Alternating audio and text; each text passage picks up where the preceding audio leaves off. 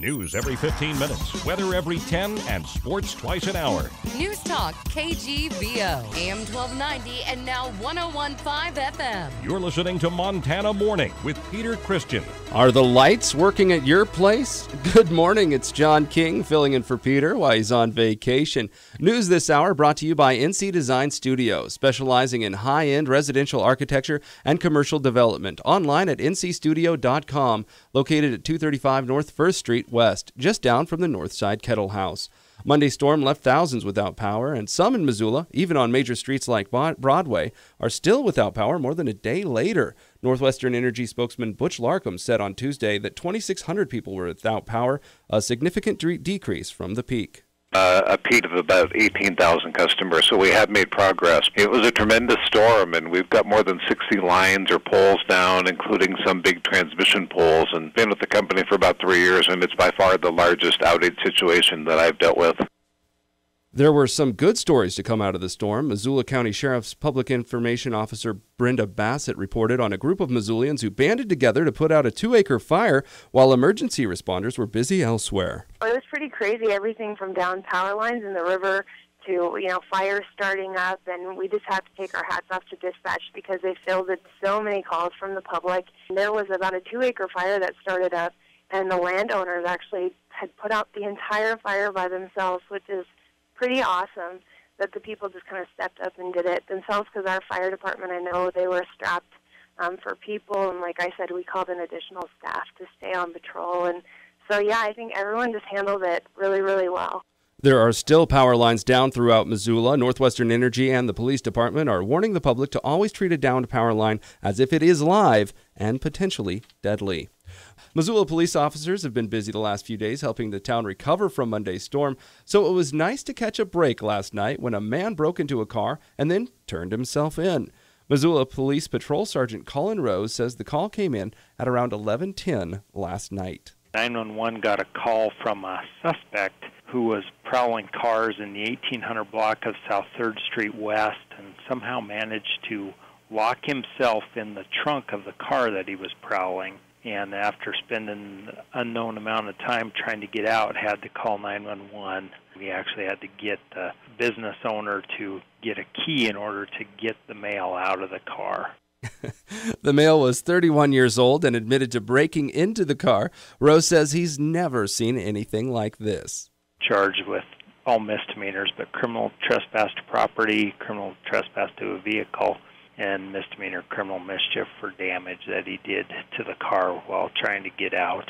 This, in almost 22 years of doing this, was a brand new occurrence. When asked how many cars the suspect is thought to have broken into, Rose said, quote, "We don't know, but we do know for sure he broke into one," end quote. Biologists in Yellowstone National Park have captured a second grizzly bear cub at the scene of an attack at which an adult bear killed a Montana man. Park spokeswoman Amy Bartlett said Tuesday that the two cubs and their mother, who was captured last week, were being held pending DNA tests on the older bear to determine if it was the culprit. If so, park officials have said the adult animal will be euthanized out of concern for public safety. Park officials have said the cubs could also be killed if no place can be found for them in a zoo or animal rehabilitation facility. 63-year-old Lance Crosby of Billings was hiking alone and without bear spray when he was attacked and his body partially eaten last week. High temperatures and low humidity have caused the rapid growth of a new wildfire in a remote part of Glacier National Park. Park officials say that the fire, 8 miles north of Nyack in the south-central part of Glacier, had burned almost 18 square miles by Tuesday night and is threatening the Upper Nyack Cabin, a historic patrol cabin. It also forced the closure of several trails and backcountry campsites. 35 firefighters and 2 helicopters have been assigned to the blaze, but the extreme fire behavior has led officials to order a new management team. Temperatures ranging between 95 and 100 degrees are forecast through Thursday for Glacier. East of Logan Pass, the Reynolds Creek fire remains at nearly 7 square miles and is 67% contained. Missoula is still recovering from that storm that went through, and many people are wondering if there's going to be another storm. We asked that question of National Weather Service meteorologist Marty Whitmore last night. In general, it's a fairly active pattern, so kind of a continuation of what we saw last night, although I don't expect necessarily those type of storms every night. We basically have a southwest flow, which is bringing in warm, pretty unstable air mass with some moisture in it, and those are good ingredients for thunderstorms during the hot part of the day. And we've got them forming already around the area again this evening. He said that the storms are expected through Friday. Everyone has heard that large portions of Montana are in severe drought, but the Chief of Fire and Aviation for Montana Department of Natural Resources and Conservation, Ted Mead, said the total number of acres burned by fire this year is actually down. Given where we're at in the year, we're a little bit ahead on the number of fires. I was just looking at our statistics, about 30% ahead of where we normally are. We've got about just under 200 fires reported as of a few days ago that we've been involved with. But our acres burned is down.